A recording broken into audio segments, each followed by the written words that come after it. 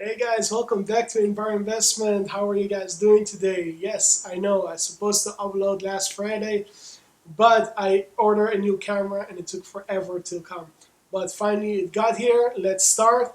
And guys, please, I don't want you to forget to like, to subscribe as well on this channel, please. It will help my YouTube algorithm. And please, guys, down in the description, I put my Instagram account. So please don't forget to follow that as well. Let's start this video, guys.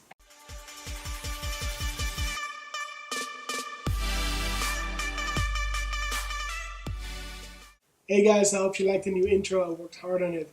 So let's start the video. I get the questions a lot. Where do I invest my first $500? Where do I invest my first $100? Where do I invest my first $1,000? Guys, I want to let you know, okay? I'm not a broker. I'm not a real estate agent. I don't have a license or anything like that. I do this pure on entertainment just to help you build something. Guys, if you have $1,000 or $500 or $100, doesn't matter how much. And if you want to start to invest in the stock market and you want to invest in the dividend stock market, I talked about dividends in my previous videos. The safest way to start investing in the stock market is to go on ETFs. What is an ETF?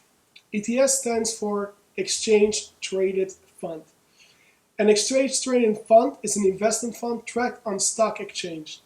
Much like stocks, an ETF holds assets such as stocks, commodities, or bonds. Difficult language. Okay, so guys, this video is going to be a little bit different because I want to explain to you really well the way I found it. So I'm going to be a little bit out of focus, but I did my research and I'm going to show it to you right now in the video. So walk with me. Are ETFs good for beginners?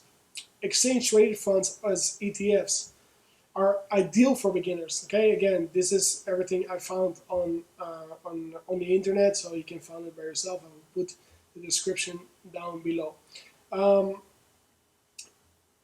Because of their many benefits, such as low expensive radios, abundantly, liquidity, a range of investment choices, diversification, low investment threshold, and so on. So again, guys, with an ETF, you buy fractional shares. Okay, so you can buy fractional shares at any company. It depends which kind of stock you use. You use Robinhood, Webull, or Merrill Edge. I know Merrill Edge you can't. I know Robinhood you can if you have a special VIP service.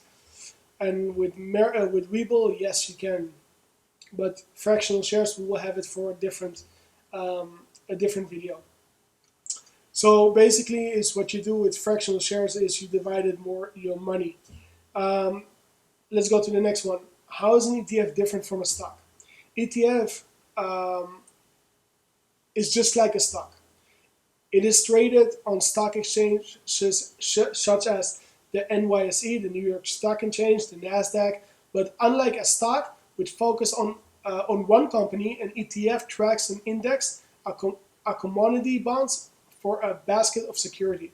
So when you buy a regular shares and when you buy an ETF, again, you buy a whole lot of companies together. Especially, you have to see which ETF, but we will get there later. Let's go on.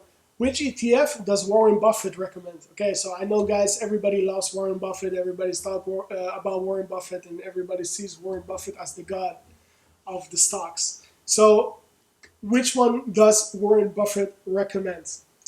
Warren Buffett recommends Vanguard Short-Term Treasury ETF, aka VGSH. Buffett recommends that 10% of his wife's portfolio go to short-term government bonds, Vanguard funds, as an ETF that does exactly like that. So again, you have all kinds of different ETFs. Well, again, what's good about ETFs is when you have $1,000 and you want to begin invest safe, you go only for ETFs. And then we go to the next one. Are ETF safer than stocks? When you buy an ETF, you are buying a whole collection of different stocks. Another one is that they're safer than buying an individual stock. One company fortune may go down, but it's less likely that the value of lots of companies will be quite as vulnerable. So there you have your questions. And then guys, I know it's a shorter video than regular, but I want to tell you, there are 5 ETFs that I'm investing. Okay, they're a little bit more expensive, they're a little bit cheaper, depends how do you look at, and depends which one you want. But again, I want you to do your own research. I want to, to understand what you're buying. So please, not after this video, hey, I'm gonna buy whatever I want. Okay, so my number 1 is the Vanguard, aka VOO.